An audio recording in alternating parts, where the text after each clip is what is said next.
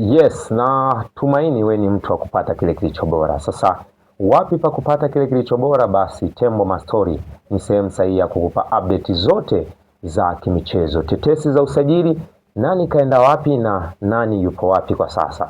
Sasa leo jicho la mwewe limemulika pale South Africa, bondeni kabisa kwa Madiba, na stori kubwa ni kwa nani? Ni kwa mwamba mchana nyavu, mwite Sande Junior Diong, miongoni mwa mastreka hatari kwenye ligi ya Betway Premiership ya pale Afrika Kusini, zamani PSL ya pale Afrika Kusini. Ebana, Sande Junior Diong ndo habari ya mjini kwa sasa. Je, anakwenda wapi?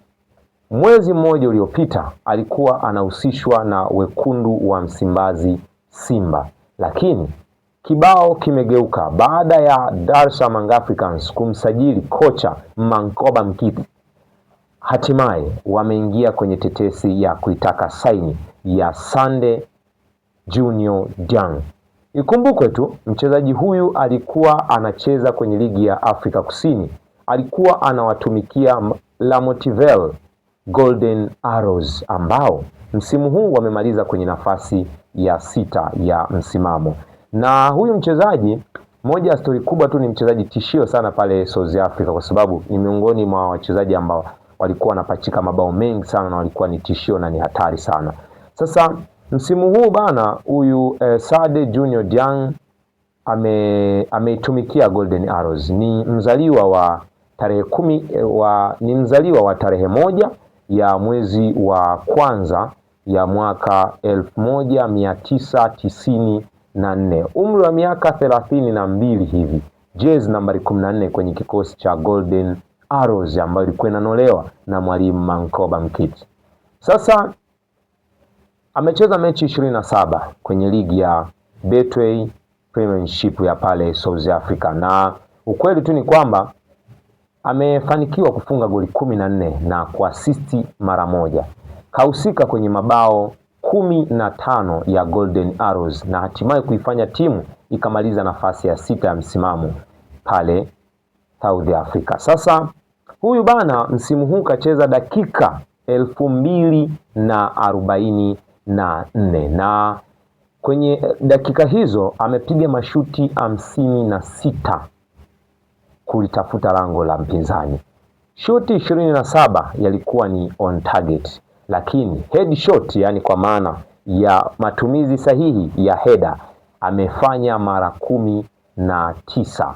Lakini pia msimu huu ameokota yellow card 3 na hakuwa na red card msimu huu. Huyu ni Sande Junior Diong, habari ya mjini kwa sasa, ambao wananchi Yanga wameingilia dili hili. Sasa huyu aliwahi kuwatumikia Marumo Galaxy ya pale Afrika Kusini, aliwahi kucheza Amazulu pamoja na vilabu vingi tu pale kwenye klabu ya pale nchini Afrika Kusini. Sasa huyu ni Sande Junior Diong. Sasa vita ni kubwa kwa sababu mwalimu Steve Barker ndio alimpendekeza kwenye klabu ya Simba kwamba anamhitaji, lakini mwalimu Mankoba Mkiti wa kikosi cha Dar es Salaam Young Africans, mwalimu wa zamani wa Golden Arrows, naye amempendekeza kuwa anamhitaji kwenye kikosi cha Yanga. Mwenye kisu kikali ndo atakaye kula nyama. Je, ni nani atakayewahi saini ya mchezaji huyu?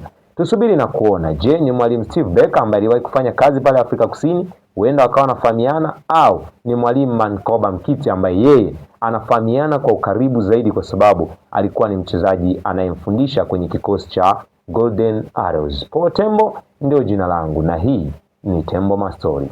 Usisahau tu kusubscribe, kucomment, kulike na kushare.